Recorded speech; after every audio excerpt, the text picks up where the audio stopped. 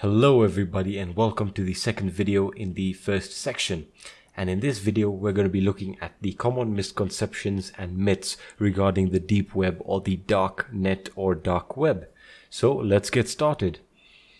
So basically one of the most common myths that you'll find is that the deep web is illegal to access and that you may get arrested or the FBI may come and knock at your door. Now, well, that is a very unique type of claim, especially since accessing the deep web is legal and the software used to access the deep web or the dark net, which is the Tor browser, is actually free and it's legal to use.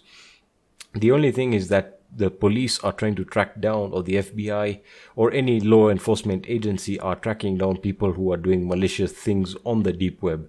They're not targeting everyone accessing the deep web. So really that's a very easy myth to bust. And you might find that in some countries that have certain level of censorship on the internet, for example North Korea, those type of countries will not have access to even the clear net or the normal internet, and that's really much more focused on countries that do not allow internet at all.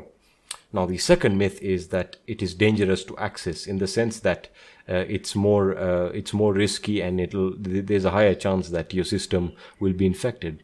And that's not true at all, because statistics prove that the clear web has more threats in terms of threatening your computer or your identity, in the sense that there's so much malware on the clear web in forms of downloads, torrents, and the works really.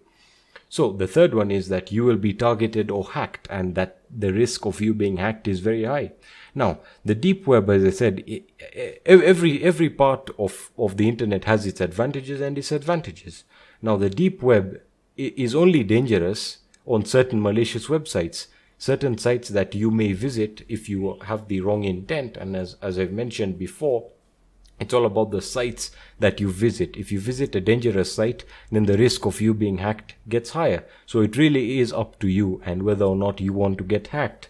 Now, the fourth one, which is also quite a very important one, is it's only for criminals. Now, the deep web is used by more than 2 million people every day.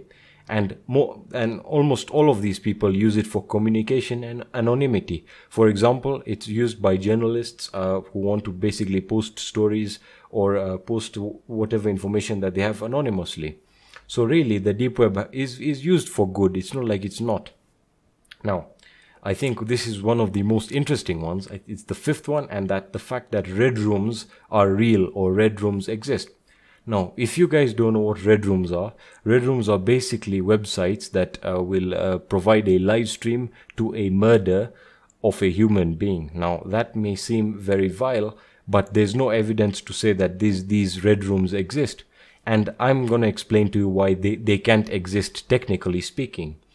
So that the basic thing is that if you're going to live stream on the Tor relay, there's no way you're going to be able to do that, because the Tor relay has very slow internet connection speed, which we will see in the future videos.